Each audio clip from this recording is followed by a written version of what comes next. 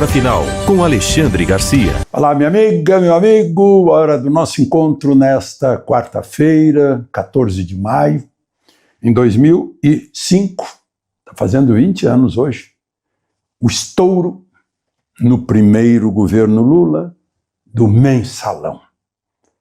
Dinheiro público para comprar voto no Congresso. No Supremo brilhou o presidente do Supremo, Joaquim Barbosa. E Roberto Jefferson brilhou denunciando tudo. Caiu o ministro-chefe do Gabinete Civil, que era o mais importante do governo, José Dirceu. Foi preso, e muitos outros.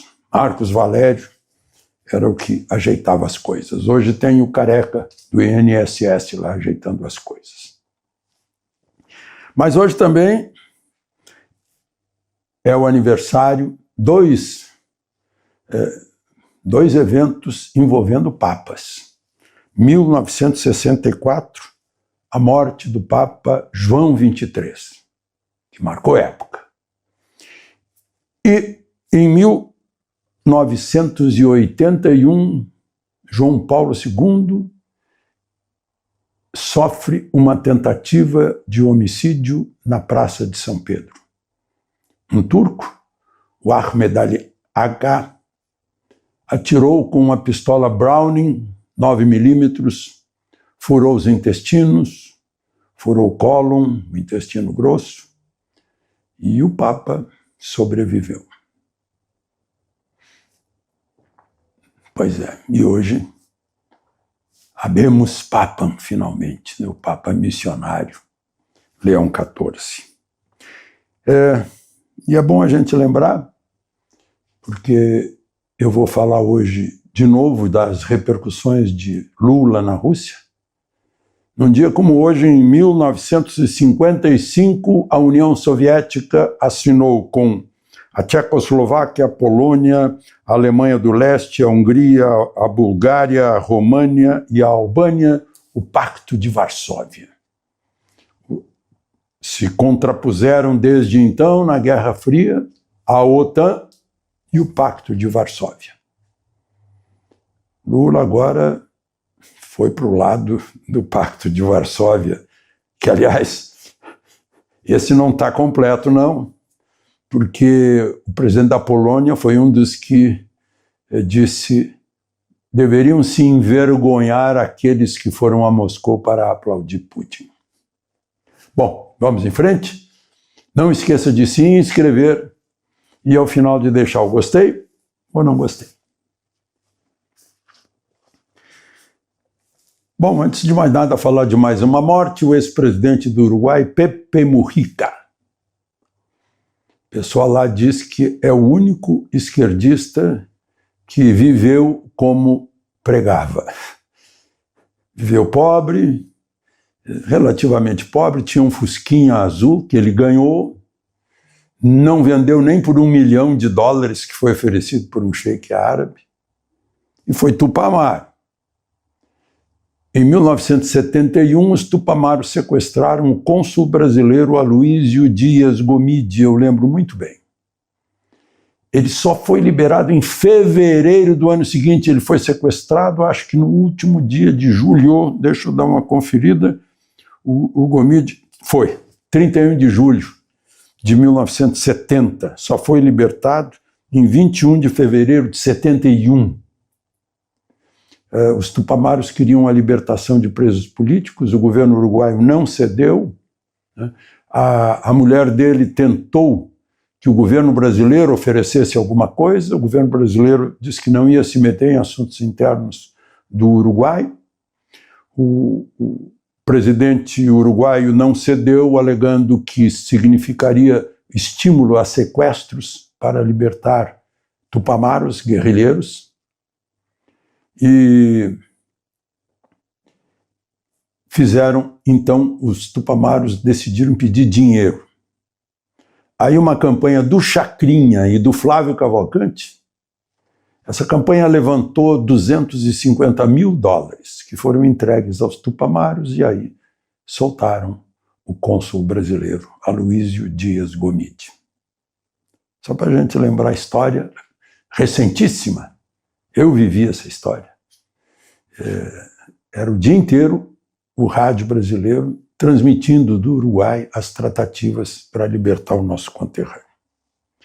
Bom, até esse momento em que eu estou gravando, são quase 8 da noite, em Lisboa, não tinha notícia de que Lula, voltando da China, fosse a Montevidéu para o velório. Talvez vá. Né? Lula escreveu uma nota, aliás, acho que escreveram para ele, a nota está bem empolada, está assim, só um palpite, né? Pode ter sido Celso Amorim, inspirado em Che Guevara, cuja foto está na sala da modesta casa de Pepe Mujica, porque a nota diz que a vida de Pepe Mujica foi exemplo de que a luta política e a doçura podem andar juntos. Claro que a inspiração é hay que endurecerse, pero sin perder la ternura, do argentino Che Guevara. Perdeu a ternura sempre, né? Executou, matou, mas são palavras, propaganda. Pois bem, voltemos ao que disse o presidente polonês, né? A vergonha de aplaudir Putin, que está procurado pelo Tribunal Internacional por sequestrar crianças da Ucrânia, né? Por exemplo. E aí a pergunta é a seguinte, né? Será que ele não estava informado? O indiano foi convidado. Não foi. Mas foram o que deu golpe no Egito, ditador do Egito, o da Bielorrússia, que está no governo desde 1994, o Maduro, o de Cuba, o do Irã, o da Coreia do Norte. O da Coreia do Norte toma os cuidados secretos e não faz essas coisas, né? Mas o da China, claro, estava lá. Né? Todo um lado anti-ocidente, anti-americano e não democrático. E Lula, né? Com seus afins, com seus amigos. Ficou, tá? É o registro disso, né? E lá em Pequim, Janja fez dupla com Dilma, imbatíveis. Aquela história do TikTok, que Lula tentou puxar para ele, dizendo que foi ele que levantou o assunto, mas depois ela entrou para falar e tal, e que ela não é cidadã de segunda classe, que não possa falar. Ele desconhece totalmente o ritual diplomático de um encontro entre chefes de Estado, né? Mas depois a Dilma pegou aquele mapa com o seu afim Márcio Portman, o inventor do mapa, que mostra a realidade. O Brasil de cabeça para baixo e sem norte. Desorientado, pensando que é o centro do mundo. É esquizofrenia pura. E vexame para nós brasileiros. A gente tem tanta riqueza natural, né? Porque a gente não tem também uma compatível riqueza humana com a nossa riqueza natural. É só a gente estudar, ter conhecimento, subir e não descer. O Papa falou, o Papa missionário, agostiniano missionário. Não para esse Papa. Em contato com todo mundo.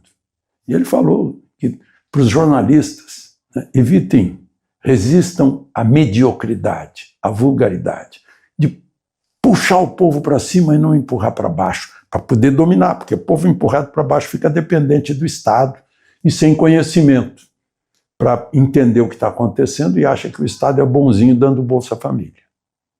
Né? Aí há aquele espetáculo triste daquela cidade lá do Maranhão que a gente viu nas redes sociais, né? Com a mesa cheia de comida. Bom,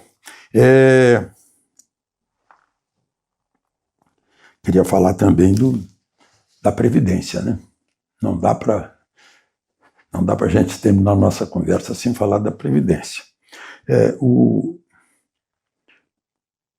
A mulher do presidente do Sindicato Nacional dos Aposentados, Pensionistas e Idosos é o mesmo cujo vice-presidente é o irmão do Lula, Frei Chico.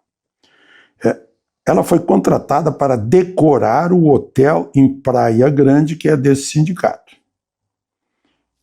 E ela tem uma offshore na Flórida, lá em Boca Raton. Eu acho que é em Boca Raton que está correndo aquele processo lá que envolve Alexandre de Moraes. Né? Bom, mas não tem nada a ver uma coisa com a outra, é na mesma cidade. E aí, os governistas têm dizendo, não, começou com Bolsonaro. Só que não, omitem que Bolsonaro, quando percebeu que havia isso, já no primeiro ano, baixou uma medida provisória 871 para acabar com isso. E aí a Malu Gaspar, que é do Globo, foi pesquisar nos anais da Câmara e do Senado para saber se era verdade, e descobriu que não era. Que a oposição de então, a esquerda, fez de tudo, chegou a ter uma força-tarefa da esquerda para derrubar a medida provisória de Bolsonaro, que moralizava, que transferia, ou melhor, que punha nas mãos dos aposentados e pensionistas a decisão de contribuir ou não com os tais sindicatos. Eles fizeram o maior barulho na Câmara, conseguiram, digamos, suavizar a medida provisória, ainda conseguiram um buraquinho.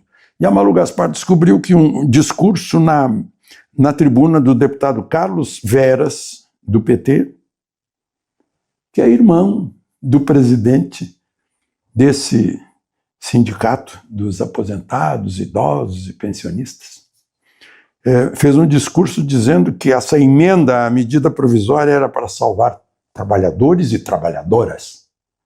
Eu acharia mais lógico dizer trabalhadoros e trabalhadoras, não é?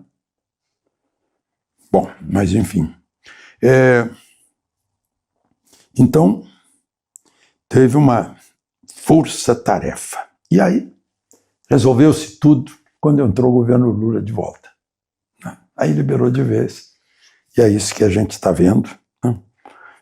E agora, estão dizendo que esses aposentados, pensionistas, idosos, frágeis, é só recorrer ao app, ao aplicativo Meu INSS, que está disponível no mundo digital. Será que eles vão ter condições? Ou será que a secretária do careca do INSS tem mais informações do que o Dataprev para só saber quem foi que cedeu e consultar? Parece que não está havendo muita vontade, né? Mesmo porque a gente está vendo que ninguém nesses sindicatos aí, que claramente agiram como estelionatários, né? Ninguém foi preso. É tudo muito estranho. Aliás, descobriu-se também que lá o SAC, né, o Serviço de Atendimento ao Cliente, tinha ordens do chefe, que era integrante do Sindicato da Pesca, que aqueles que reclamavam pelo telefone, que ainda são da geração do telefone, mandava lá para o app, para o aplicativo, para o site. Aí a pessoa desligava, perdendo outro mês com R$30, R$25, R$40. Meu Deus.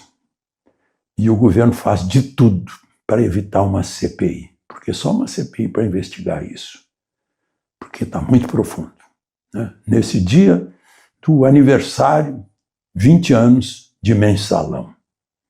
Continua tudo o mesmo. Afinal, foram os eleitores que queriam de novo, com todo o seu esforço de masoquismo. De Lisboa, Alexandre Garcia.